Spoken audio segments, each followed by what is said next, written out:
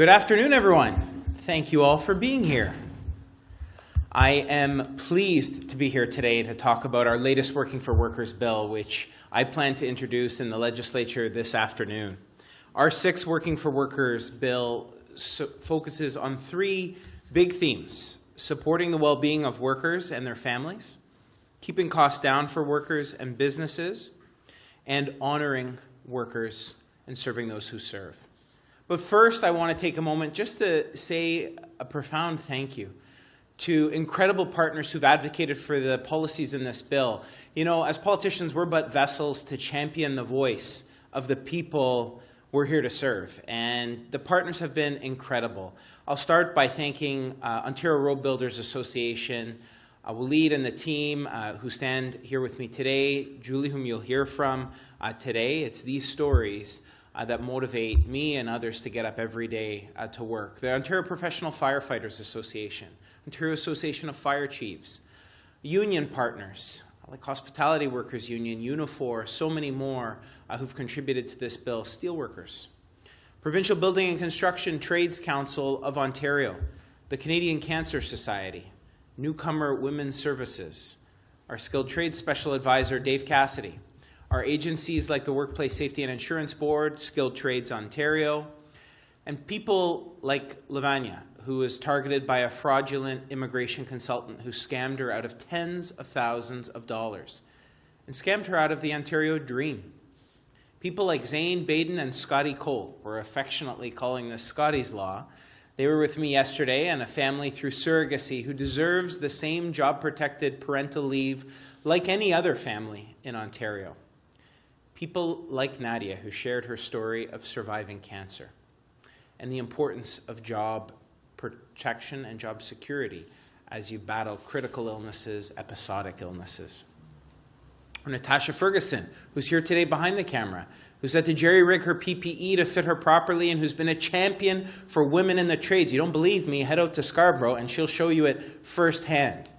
She's been doing such a remarkable job to be a champion, and to be me, you have to see me. And she is the person that young women see in the trades, and what a remarkable role model. Firefighters who run headfirst into danger to protect our communities and who, as a result, are 4 times more likely to die from cancer.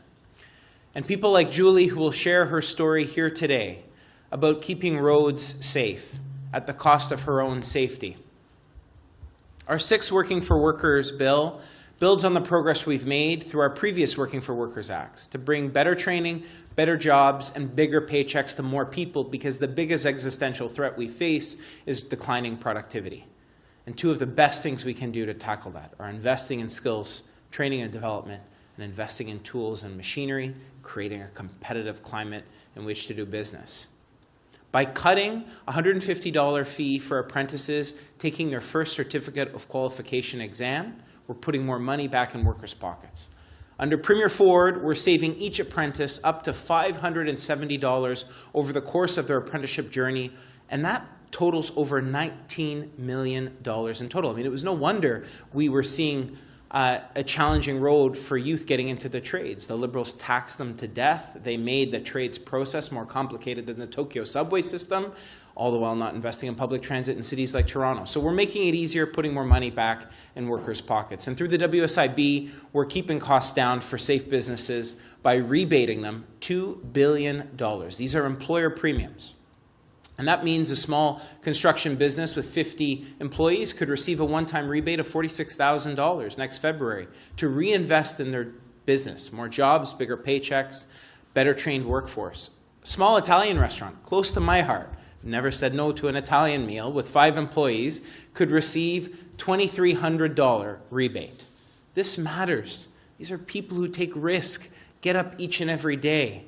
They deserve to have a little more money back in their pockets to reinvest in their businesses.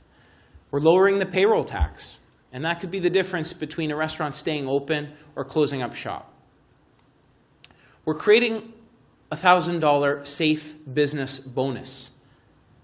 This is a big one for safe employers. If passed, our bill will introduce game-changing measures to grow Ontario's workforce by training 1 million workers through our skills development fund that I mentioned, and bringing more women into the trades with properly fitting PPE in all sectors. So many have said, Dave, this is common sense. I mentioned Natasha, who's been an advocate, body types of all sizes, and to not have properly fitting PPE. I'm sick and tired of hearing the stories of coveralls down to one's knees, of gloves that are 2 sizes too big for a power line technician. These are common sense changes that aren't too common these days in politics, that we're bringing that into Ontario. And it will enable more people to start a family with new parental leave rights through adoption and surrogacy, because no one should have to choose between being a worker or a parent. It's going to create a new 27-week-long illness leave so that workers don't need to worry about job security when they're fighting cancer. And I mentioned that story earlier, multiple sclerosis or Crohn's and colitis. People don't walk around with a banner on their jacket saying, I'm suffering from Crohn's or I'm suffering from MS.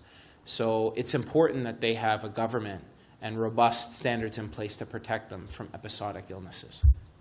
Our bill will expand protections for firefighters, fire investigators, volunteers, and wildland firefighters with colorectal cancer, lowering the required duration of service for presumptive coverage for kidney cancer to the lowest levels in Canada, from 20 years to 10, again leading this country.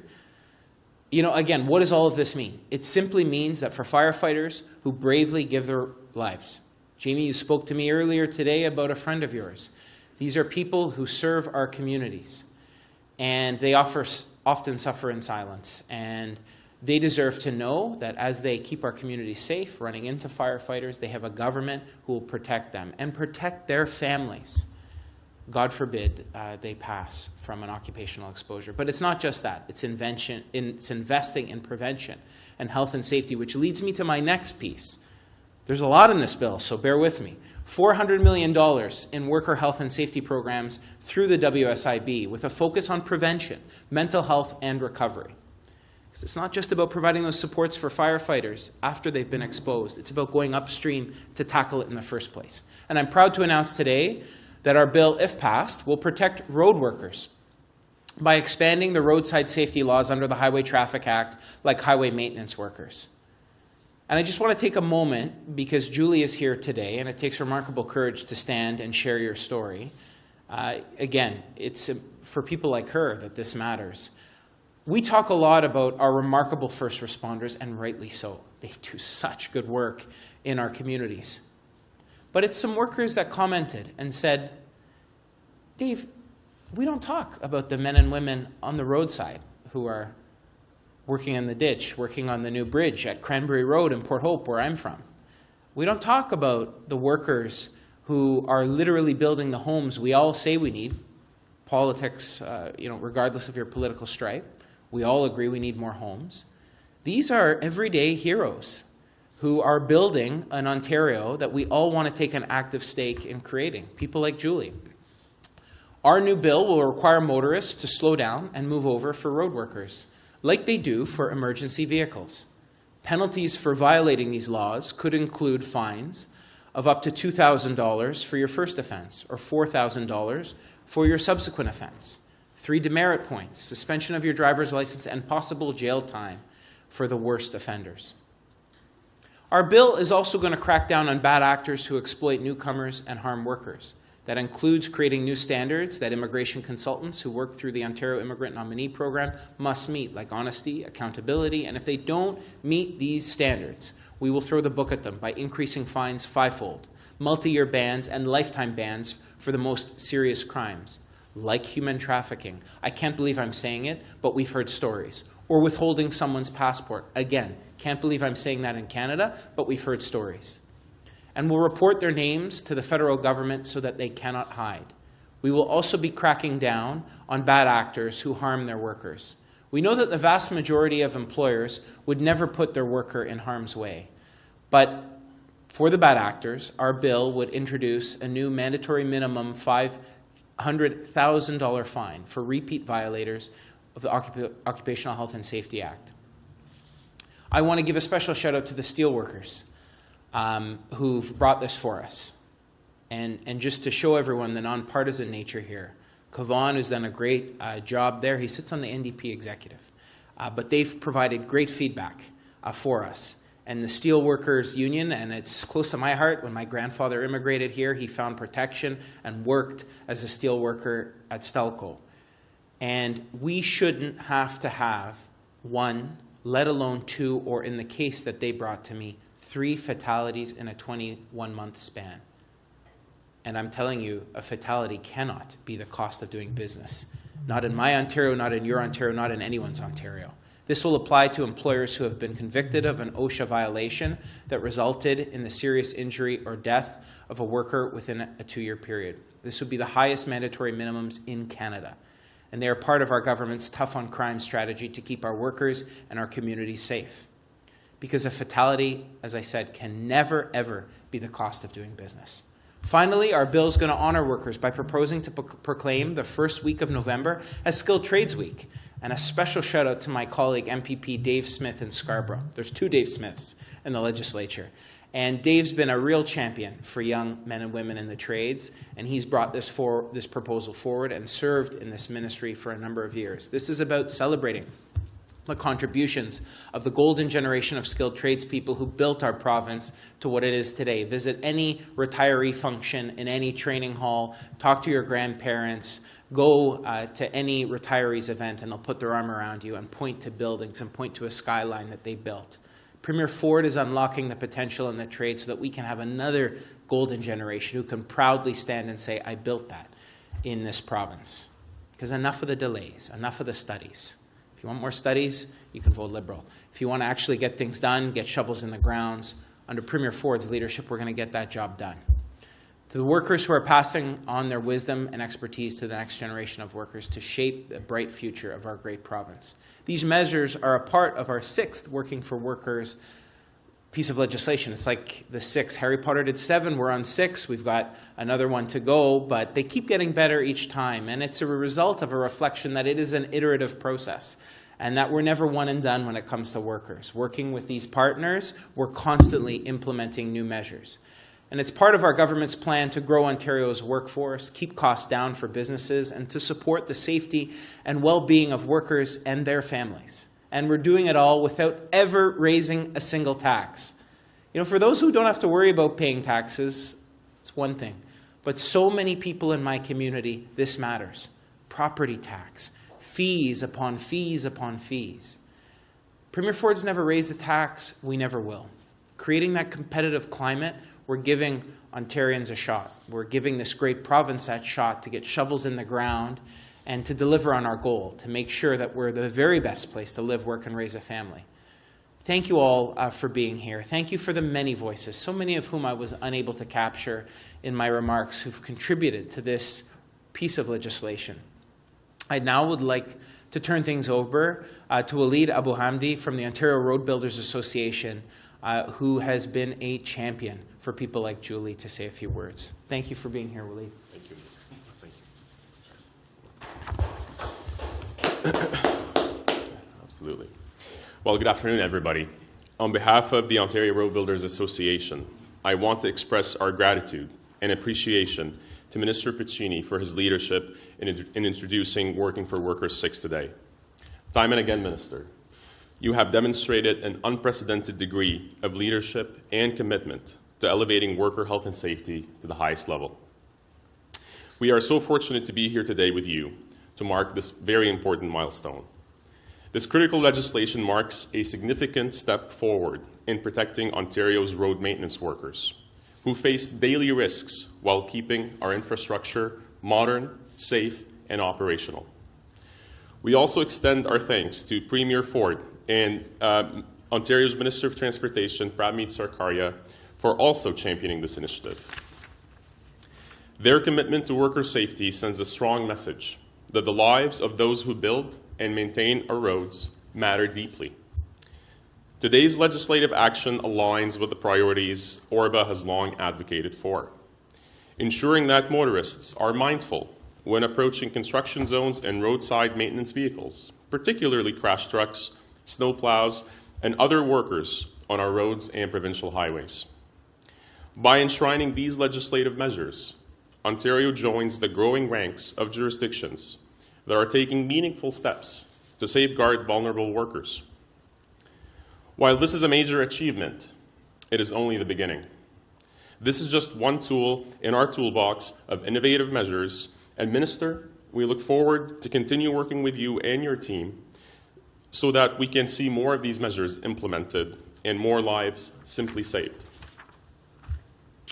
Furthermore, I want to sincerely acknowledge and extend our gratitude to our Labour partners, particularly LIUNA and Local 183, whose advocacy and dedication to worker safety have been invaluable in terms of moving this file forward. Their partnership and unwavering commitment to protecting workers have played a crucial role in ensuring this legislation becomes a reality today. We look forward to working alongside the government to ensure that these changes are supported by robust enforcement and public education campaigns to maximize their effectiveness. And before I wrap up, I am privileged to introduce our next speaker, the champion of today's announcement, Julie Henry, who is a patrol supervisor at Fowler Construction. Her experience, which she is about to share with us so bravely today, serves as a powerful reminder of why this legislation is so critical. Julie's resilience and dedication underscore the urgent need for protections introduced today by this iteration of Working for Workers, and we are truly inspired by her courage. Thank you again, Minister, for your exemplary leadership on worker health and safety, workforce development, and beyond, and all who have supported this vital initiative. Together, we are making Ontario truly safer for everyone. Thank you. Julie, over to you. Thank you. Good afternoon. My name is Julie Henry. I'm a patrol supervisor with Fowler Construction. In my role, I am responsible for the day-to-day field management and maintenance of the highway infrastructure, a job that involves ensuring the safety and functionality of our roads for everyone who uses them. Approximately 1 year ago today, while assisting the police with setting up lane closures on the 400 in the Holland Marsh area, my life was forever changed. Around 7 a.m., I was struck from behind by a passenger vehicle. I was rushed to a trauma center in Toronto with life-threatening injuries. I am told by my doctors that I am lucky to be alive. As a mother of two, the aftermath of this incident has been incredibly difficult, not just for me, but for my family and my coworkers as well. The psychological and emotional impacts of that day will weigh heavily on all of us. It is a stark reminder of the risks we must face daily in this line of work. That is why I want to take a moment to sincerely thank Minister Piccini, thank you, sir, for introducing legislation to better protect road maintenance workers like myself. These measures are vital to ensuring that no family or workplace has to endure the kind of hardship and uncertainty that mine has faced. I hope this legislation makes the beginning of a broader effort to prioritize the safety of vulnerable workers on our highways. Thank you everyone who has supported this initiative, and I look forward to seeing the positive impact this will have on our industry. Thank you very much. Now I would like to welcome back the Minister to the podium. Thanks, Julie. Thank you. Thank you. Thank you. Thank you, Julie. Happy to take any questions. We will now open up the floor for a media Q&A. Please begin by stating your name and the name of your outlet. As a reminder, one question, one follow-up.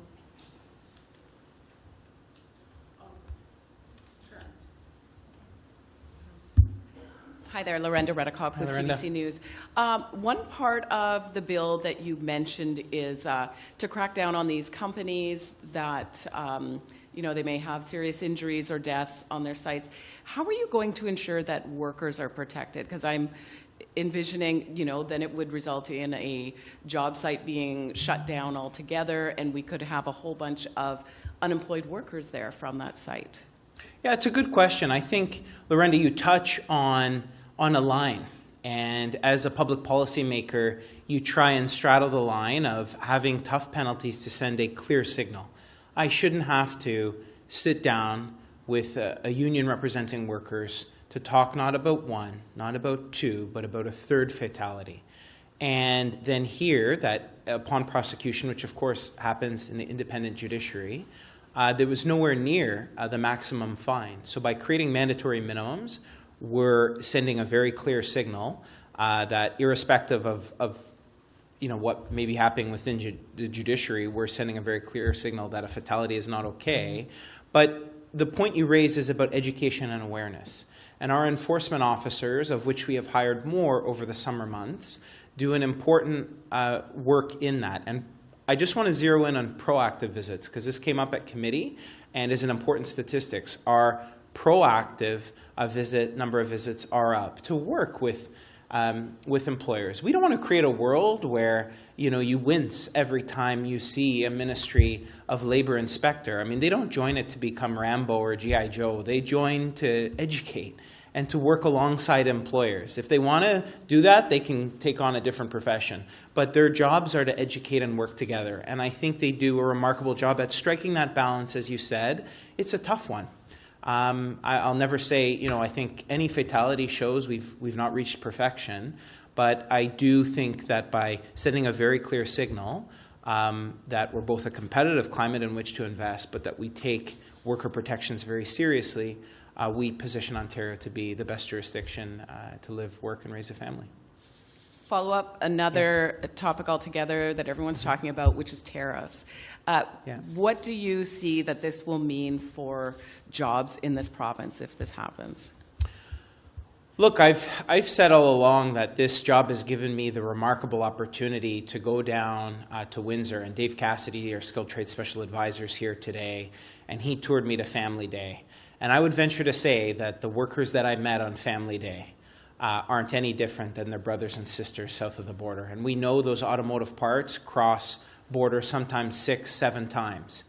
And the fate of that worker in Ontario, they go home and hug their kids at the end of a hard day, just like the workers do south of the border. So I think that President-elect Trump will recognize their longest relationship, their closest ally in Canada. I do think that the Prime Minister needs to get serious about our borders. I think he needs to restore integrity to our immigration system, and I think he needs to show leadership in doing that. Premier Ford will be speaking with him later today, and will be leading the charge as president of, or as chair of the Council of Federations of Premiers.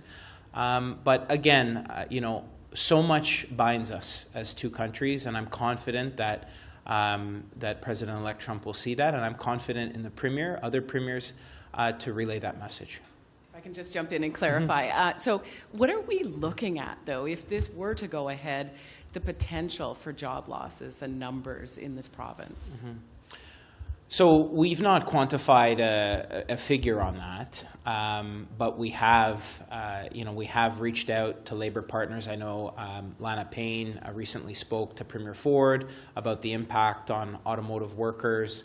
Again, we've seen strong language from President-elect Trump in the past, and I think we saw those tariffs. We have seen examples of this, right? We have historical examples of this. And when Premier Ford went down, he acted as a real bridge builder between our two nations.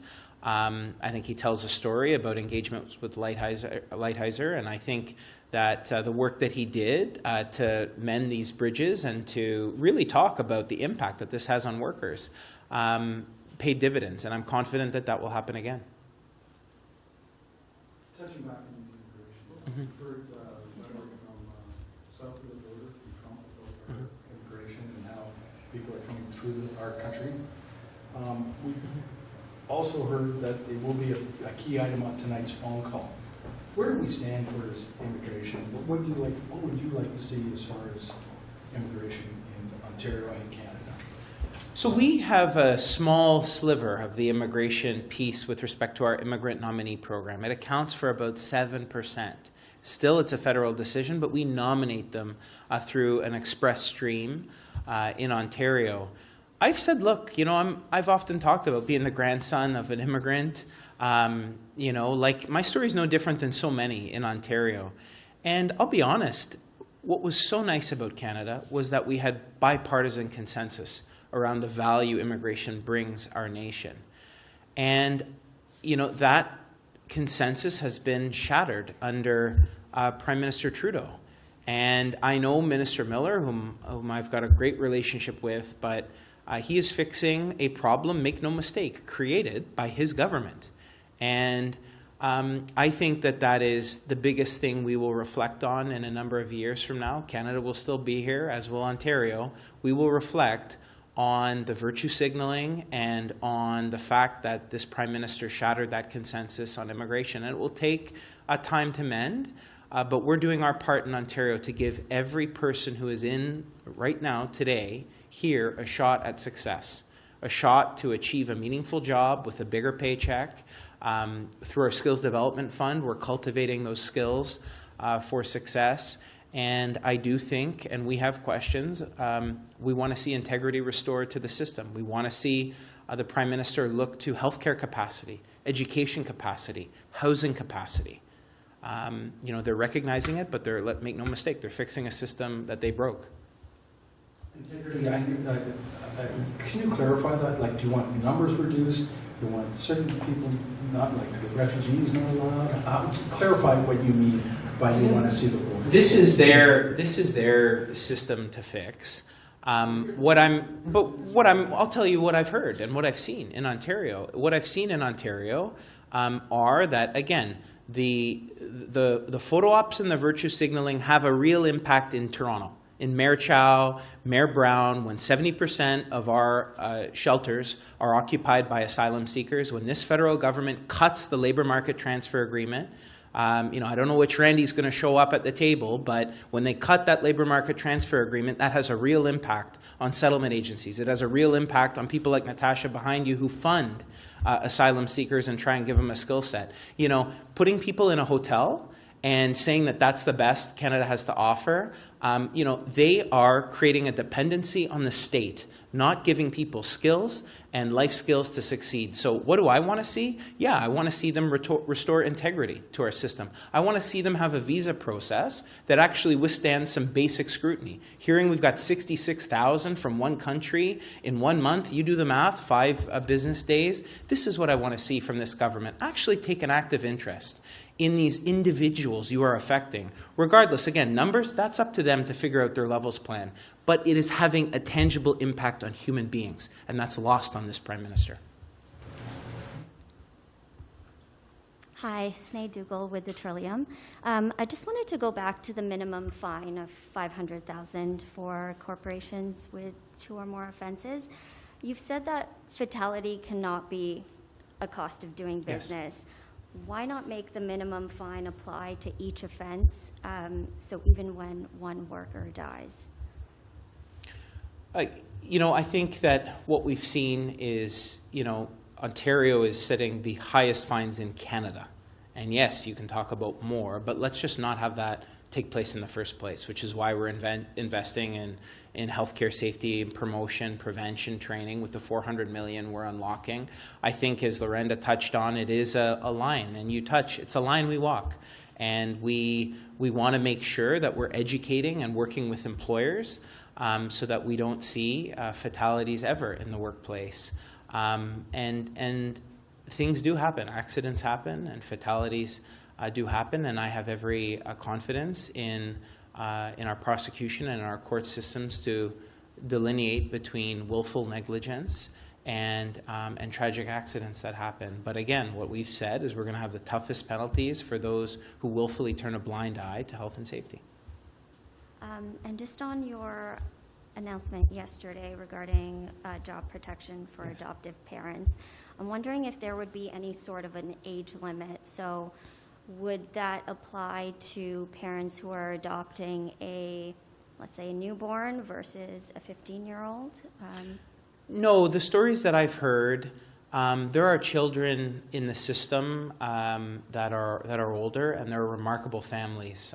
I know of a few in my own community who take the leap and embrace and grow their family and embrace a beautiful addition to their family, who are older, and those kids deserve a shot as well, who are in their teens. And so no, we do not restrict that to just newborns.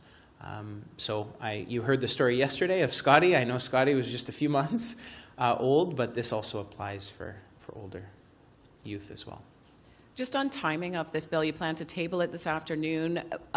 When would you like it to pass?